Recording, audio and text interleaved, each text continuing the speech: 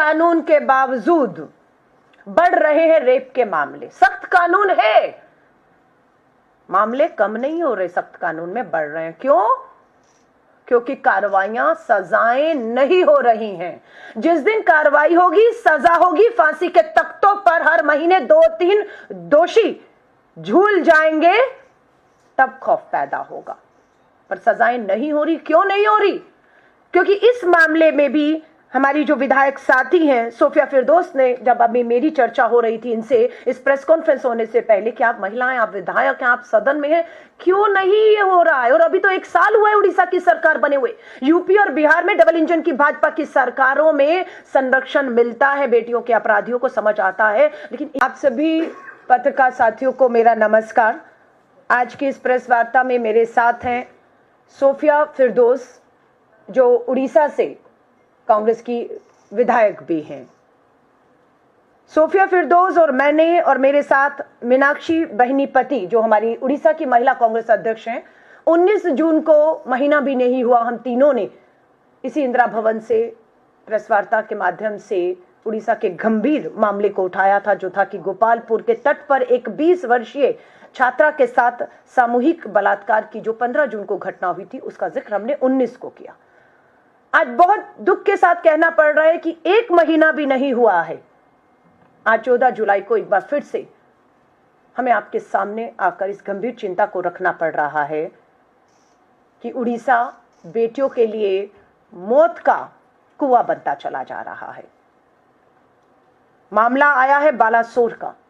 बालासोर में फकीर Mohan college, FMC college में पढ़ने वाली 20 वर्षीय छात्रा ने अपने आप को आग के हवाले कर दिया और 95% जली हुई हालत में आज वो भुवनेश्वर एम्स अस्पताल में जिंदगी और मौत से जूझ रही है। क्यों किया इस बेटी और बच्ची ने ऐसा? किसने मजबूर किया कि वो ऐसा करे?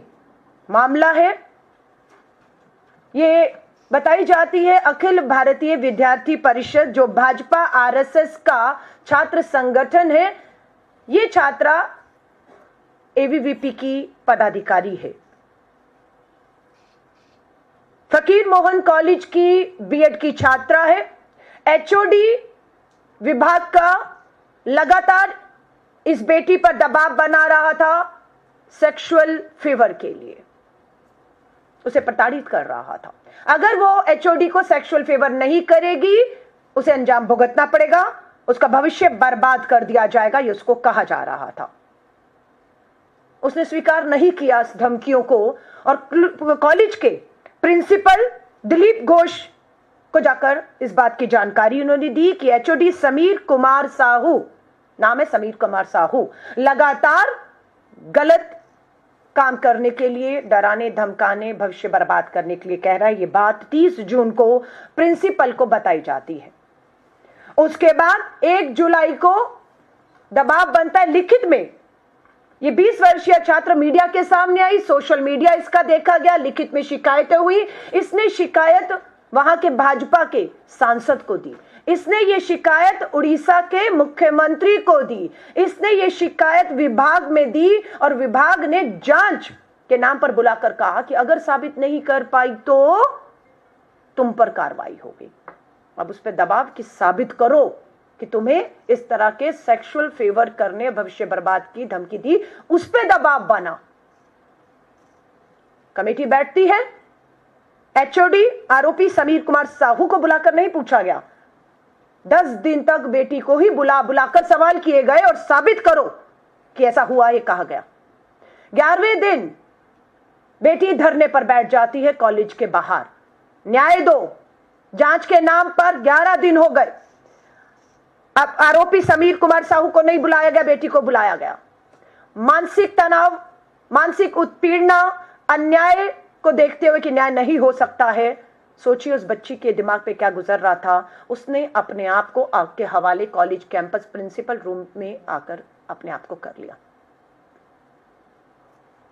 ये चल रहा है हिंदुस्तान में, ये चल रहा है बिहार में, ये चल रहा है उत्तर प्रदेश में, ये चल रहा है राजस्थान में, ये चल रहा है उड़ीसा की भाजपा की डबल इंजन की सरकारों के तहत।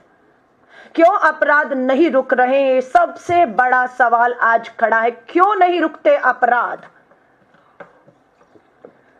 सख्त कानून के बावजूद बढ़ रहे हैं रेप के मामले। सख्त कानून है, मामले कम नहीं हो रहे, सख्त कानून में बढ़ रहे हैं। क्यों? क्योंकि कार्रवाइयां, सजाएं नहीं हो रही हैं। जिस दिन कार्रवाई होगी, सजा होगी, फांसी के तख्तों पर हर महीने 2-3 दोषी झूल जाएंगे, तब खौफ पैदा होगा। पर सजाएं नहीं हो रही। क्यों नहीं हो रही?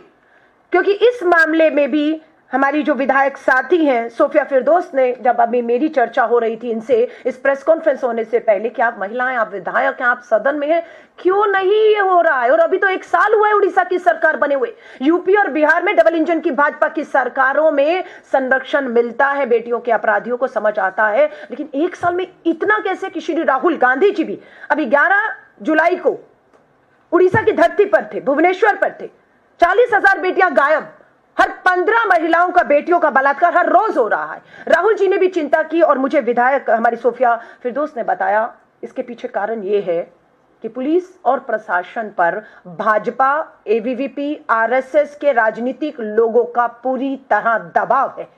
आपको अधिकतर भाजपा आरएसएस के लोग थानों में बैठे हुए मिलेंगे। प्रशासन को परेशान करते हुए, काम से रोकते हुए, दबाव बनाते हुए, अपराधियों को बचाने के लिए जो भी अपराध करता है वो भाजपा के नेताओं के घर पहुंचता है और भाजपा के नेता थाना और पुलिस प्रशासन में जाकर दबाव बना देते हैं कि इस पे कार्रवाई नहीं होनी चाहिए। इसीलिए समीर कुमार साहू को पत्र किसने लिखा? बीजेपी के सांसद ने लिखा। स्थानीय बालासोर के भाजपा के सांसद पत्र लिखते हैं प्रिंसिपल को कि समीर कुमार साहू पर आरोप लगे हैं, जांच होने तक इन्हें हटाया जाए। क्यों नहीं हटाया गया? एक सांसद की, भाजपा का सांसद है, उसकी नहीं सुनी जा रही है। एबीवीपी की, अखिल भारतीय विद्यार्थी परिषद की छात्रा कह रही है। आप सोच लीजिए कि जिस बेटी की पहुंच, उसी की अपनी पार्टी, सत्ता, सरकार, विधायक, मंत्री, प्रधानमंत्री जी अभी थे वहां पर। 1 साल पूरा किया, प्रधानमंत्री जी ने रोड शो किया। इस बच्ची ने उनसे भी तब भी मिलने की कोशिश की। प्रधानमंत्री जी 1 साल में उड़ीसा की दूसरी बेटियां को छोड़ो, आपकी अपनी संगठन की बेटियां सुरक्षित नहीं है ये कहने के लिए उसने पूरा प्रयास किया, पर प्रधानमंत्री जी तक जाने से इन्हें रोका गया। सांसद का पत्र लेकर वो खड़ी थी, लेकिन क्यों नहीं मिलने दिया गया? सवाल पूछना चाहिए आप लोगों को। और आज उड़ीसा से ही हमारी देश की महामहिम राष्ट्रपति आदरणीय द्रौपदी मुर्मू जी आती हैं। और इस समय द्रौपदी मुर्मू जी कहां हैं? इस समय द्रौपदी मुर्मू जी भुवनेश्वर के उसी एम्स अस्पताल में है।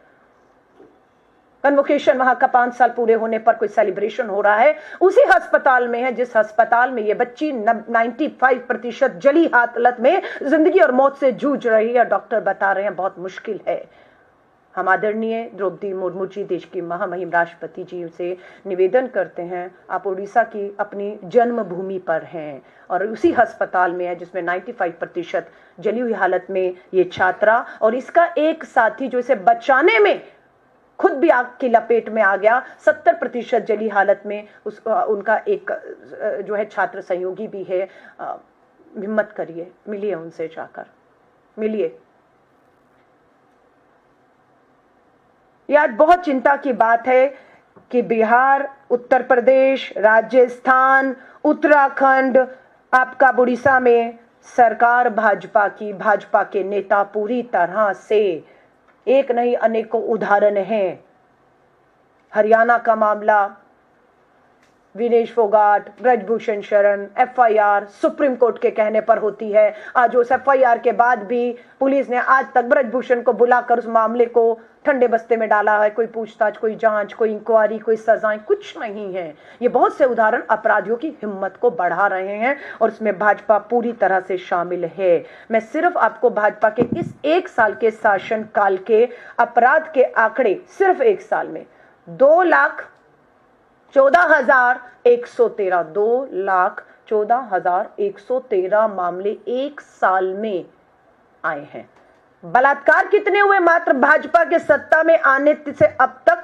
ये मार्च तक के आंकड़े हैं जो मुझे बताया गया विधानसभा और नेशनल क्राइम रिकॉर्ड ब्यूरो के अनुसार, जो है मार्च तक, इसमें जून, जुलाई, अगस्त, अभी ये जो है हमारे 2 महीने शामिल हैं। बलात्कार हुए हैं 3,054 बेटियों के साथ। 3,054 बेटियां बलात्कार की शिकार हुई हैं।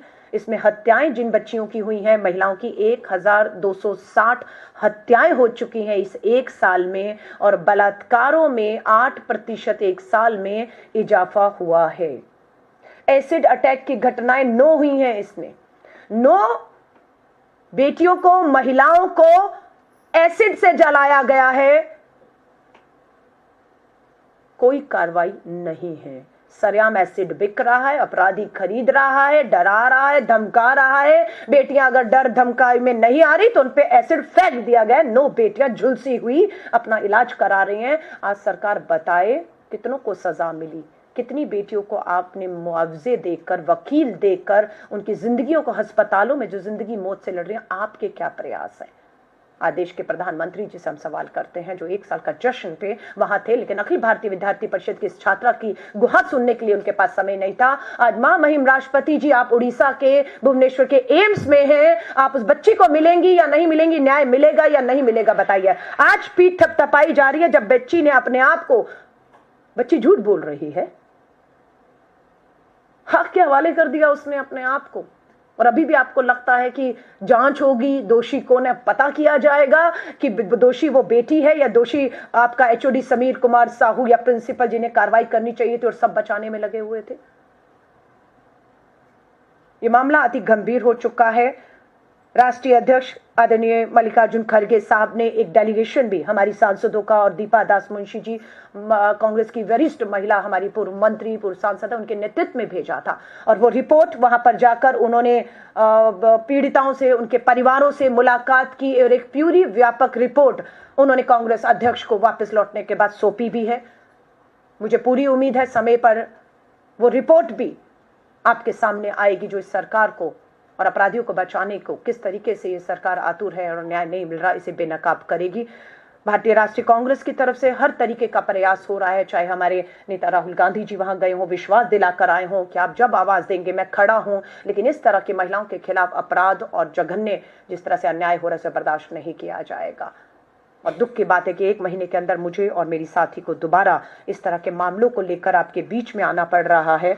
लेकिन बात यह है कि ये कब तक होगा? जब हम कहते हैं कि रोज 15 बलात्कार हो रहे हैं, तो आज भी और कल भी ऑन एन एवरेज 15 बलात्कार, यानी कि हम रोज आपके सामने आके गुहार लगाएंगे, लेकिन जिन्हें कार्रवाइयां करनी है वो मूक दर्शक बनकर अगर बैठे रहेंगे, सजाएं नहीं देंगे, न्याय नहीं करेंगे, पुलिस प्रशासन पर पूरी तरह से भाजपा के, आरएसएस के, अखिल भारतीय विद्यार्थी परिषद के दबाव रहेगा, तो न्याय नहीं हो पाएगा। मुझे मालूम है अभी कल ही मेरी महिला कांग्रेस की अध्यक्ष मीनाक्षी जी और आप एम्स गई थी। वो 90% हालत में जली हुई अखिल भारतीय विद्यार्थी परिषद की वो छात्रा को मिलने गई थी, और एबीवीपी के छात्र संगठन ने पूरी घेराबंदी करके हमारी दोनों महिला नेता को अस्पताल में उस पीड़िता, उस परिवार से, डॉक्टर से सच्चाई जानने से रोकने की पूरी कोशिश की। मिलने नहीं दिया गया। आप हमें रोक लीजिए, मत में हमें पीड़िता उसके परिवार से मिलने दीजिए, नहीं सच्चाई सामने आने दीजिए, क्योंकि आप बेनकाब होंगे। लेकिन मां महिम राष्ट्रपति जी, आप उसी अस्पताल में आज घंटों बिताएंगी, भाषण होगा, आप जरूर मिलिएगा और न्याय दिलाइएगा इस बच्ची को। हमारी यही गुहार है। अब मैं आमंत्रित करती हूँ सोफिया जी को कि आप अपनी बात को रखें। नमस्कार। आज एक बार फिर से उड़ीसा सुर्खियों में है, लेकिन विकास के लिए नहीं। फिर से महिलाओं के विरोध जो अपराध हो रहा है, और हमारी उड़ीसा की बेटी फकीर मोहन ऑटोनॉमस कॉलेज बालेश्वर की 20 साल की बच्ची एक योद्धा के लिए, जो कि सिस्टम के फेलियर को एक्सपोज करके गई है। आज उड़ीसा की बेटी के हिसाब से, एक जन प्रतिनिधि के हिसाब से, मैं आज आप लोगों के सामने केवल निंदा करने के लिए यहाँ नहीं बैठी हूँ, लेकिन मांग कर रही हूँ न्याय के लिए। उसके साथ सिस्टमिक जो रिफॉर्म और अकाउंटेबिलिटी होनी चाहिए, उसकी मांग करने के लिए आज दिल्ली में आई हूँ। वो बेटी जब हर किसी को अप्रोच करके, एबीवीपी की मेंबर के हिसाब से, वो एक सेल्फ डिफेंस ट्रेनर भी थी, हर जगह अप्रोच करके हाईएस्ट अथॉरिटी मुख्यमंत्री तक पहुंच के जब वो विफल हो गई तो दबाव में आके बाध्य होके उसने ये अटेम्प्ट लिया, उसने सुसाइड का अटेम्प्ट लिया, केवल ये हमें एक चेतावनी देने के लिए, आंदोलन की शुरुआत करवाने के लिए।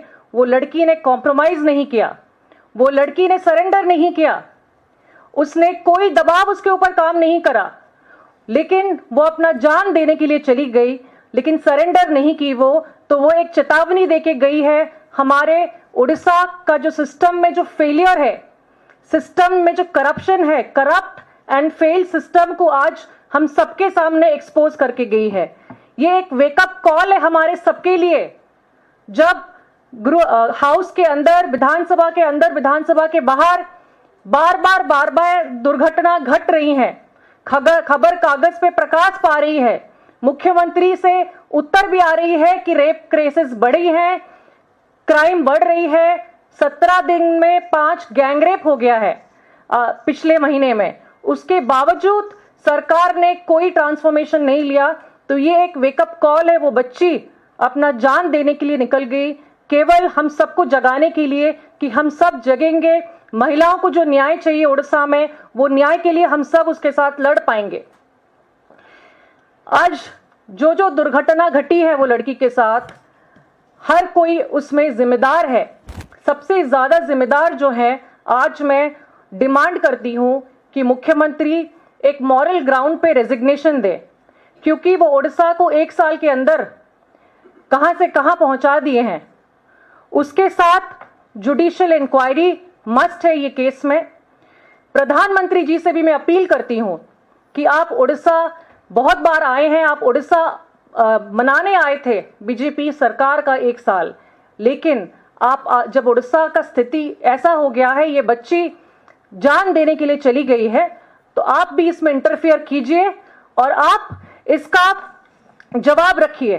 4.5 करोड़ उड़िया को आप इसका जवाब रखिए कि ये क्यों घटा है। इसके साथ हम डिमांड करते हैं कि जो रिफॉर्मेशन और road map clear cut Orissa को आपको देना ही पड़ेगा।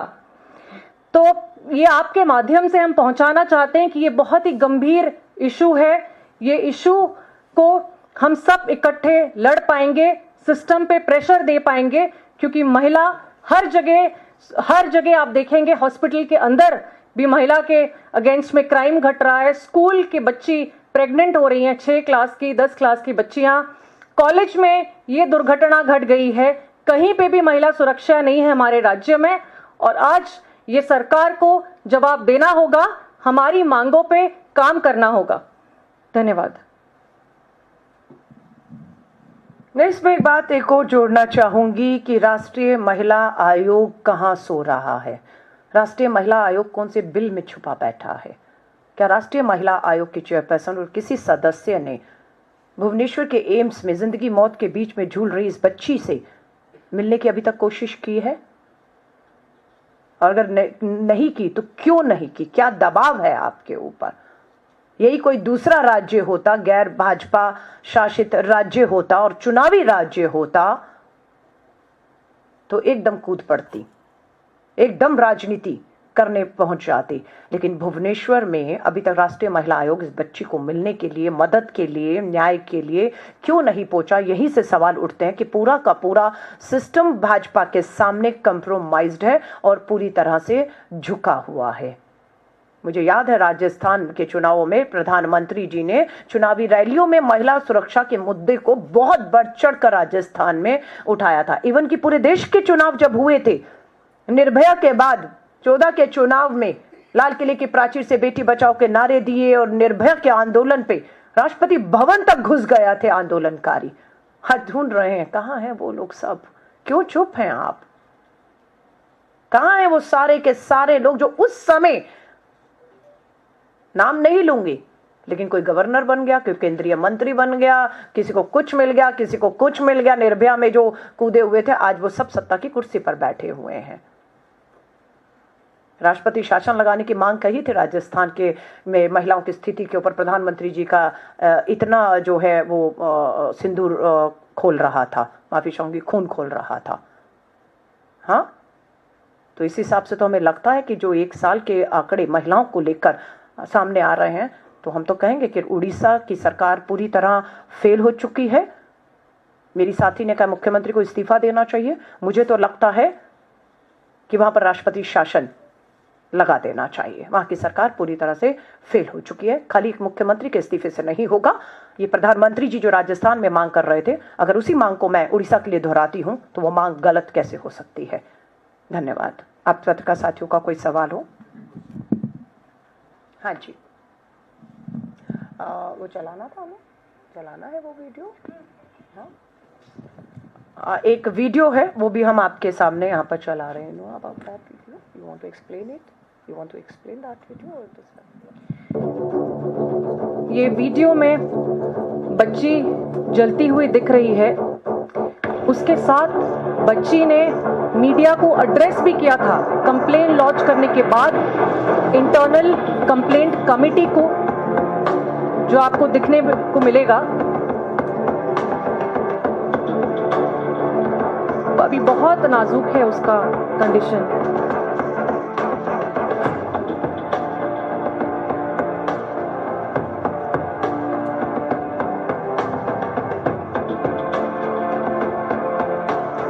आपण मो नारे जाई डिपार्टमेंट ये बच्ची खुद है। हाँ मो बेचमेंट को मो विरोध रे कोई तांकोठु एप्लिकेशन लेखिकी मो नारे सिग्नेचर मारी आपण प्रिंसिपल को मो एग्नेस्ट रे आपण एप्लिकेशन देले।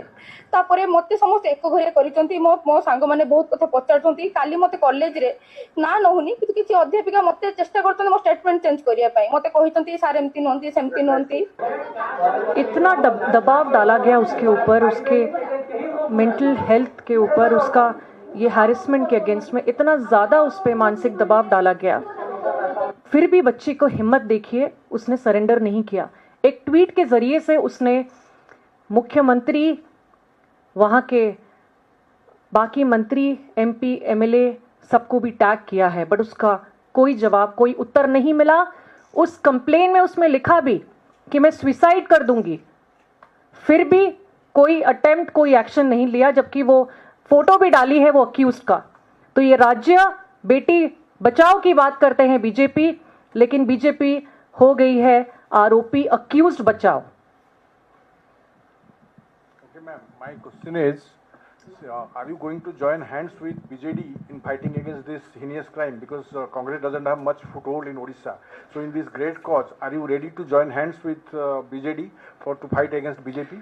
Let me tell you, if you have seen the performance in the last 1 year, Congress has risen as the strong and the only opposition party in Odisha. We have raised every issue in detail. We have fought at every place against all the issue.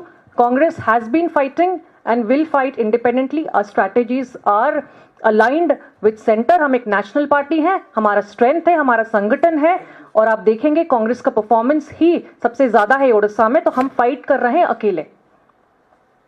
अगला सवाल किसी पत्रकार साथी का? सवाल देखिए, इसमें हाथ मिलाने या ना मिलाने की बात सवाल ही नहीं है। महिला कांग्रेस श्री राहुल गांधी जी खुद 11 जुलाई को स्टेटमेंट देकर आए, हम इस लड़ाई को आगे रहकर लड़ेंगे। जिसको डर लगता है वो पीछे, हम आगे हैं। जो भी इस लड़ाई में हमारा साथ देगा उसका स्वागत है, वो कोई भी XYZ हो। इसमें आमंत्रित करने की जरूरत नहीं है। हम लड़ रहे हैं, आप आइए, आप आएंगे या नहीं आएंगे। हम एक लड़ाई को, जो प्राइड है, जो महिलाओं की बात है, आदि आबादी की सुरक्षा की बात है, हम उस लड़ाई को लड़ रहे हैं और जो भी इस लड़ाई में है उसका स्वागत है। धन्यवाद। आप सभी पत्रकार साथी बताएं। सवाल और है, उड़ीसा में जिस तरह से आपने जो है महिला अपराध का जिक्र किया, अभी कुछ दिन 2 दिन पहले ही रायगढ़ जिले कंजामगोड़ी गांव में एक प्रेमी जोड़े को गांव वालों ने जो है गांव में बैल की तरह जो है दोनों प्रेमी प्रेमिका को बैल का जोता, उसके बाद गांव से निकाल दिया। आज तक उनका पता नहीं लगा 2 दिन में वो कहाँ है, जीवित है या मृत है। देखिए, मैं वही कह रही हूं, ये वाला केस जो है, अभी आप देखेंगे त्रिपुरा से भी एक बच्ची लापता थी, जो अब दिल्ली के एक फ्लाईओवर के नीचे उसकी लाश मिली है। दूसरा आप ये बता रहे हैं लापता है। तीसरा आपने देखा गुरुग्राम में एक बेटी को किस तरह से उसके पिता ने 3 गोलियां मारकर मौत के घाट उतार दिया है। ये अपराध लगातार बढ़ रहे हैं। और जो समाज की आप बात कर रहे हैं, गुरुग्राम में पिता के बयान से पता लग रहा है कि परिवार समाज का दबाव था, बेटी की कमाई पर पल रहे हो, मानसिक दबाव था। यहाँ आप कह रहे हैं समाज आया और दो आपस में जो भी उनका रिश्ता था उसको लेकर बांधा। तो समाज, मुझे लगता है कि समाज को जागरूक करना समय के साथ बदल गया है, दौर बदल गया है। बच्चे पढ़ रहे हैं, लिख रहे हैं अपना भविष्य, अपनी जिंदगियां, लेकिन समाज अपनी अपनी उस कुछ देख रहे हैं संकीर्ण सोच से जो है उबर नहीं पा रहा है और फैसले खुद ही एक मॉरल पुलिसिंग की बात करें, नैतिकता की बात करें और इस तरीके की कार्रवाइयां कर रहा है जो गैर कानूनी है।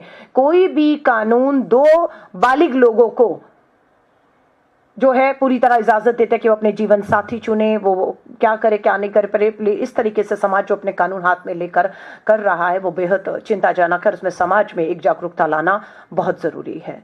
धन्यवाद।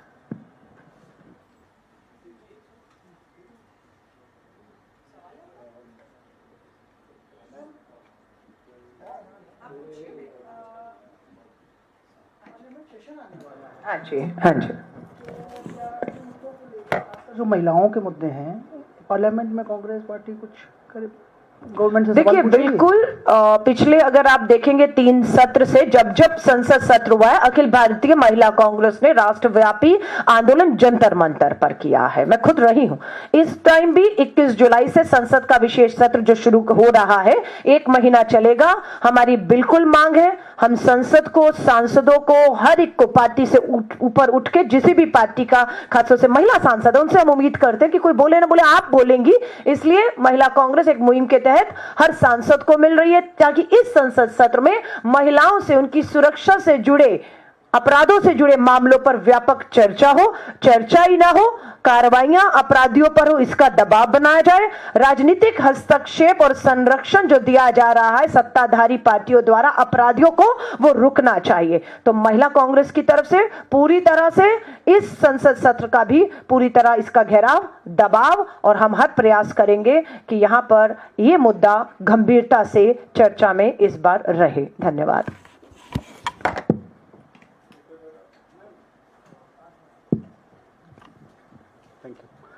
मैम, हम देखते हैं अक्सर हिंदुस्तान में पुराना इतिहास रहा है कि जब भी महिलाओं के साथ कोई इस तरह का अपराध होता है तो पुलिस बहुत तेज एक्शन लेके एफआईआर दर्ज करती है, अरेस्ट करती है। लेकिन पिछले कुछ वक्त से देखा जा रहा है उत्तर प्रदेश में भी, और अब स्पेशली जब उड़ीसा का ऐसा मामला आया, पुलिस कहाँ फेल हो जाती है मैम? क्या प्रेशर है, किस तरह का सिस्टम है, ऐसा क्यों हो रहा है कि एफआईआर दर्ज होने में टाइम लगता है? एक लड़की जो कंप्लेंट कर रही है सब जगह जाके, उसके बावजूद भी उसकी कंप्लेंट सुनी नहीं जा रही और उसको अपने आप को आत्मदाह करने की नौबत तक आ गई।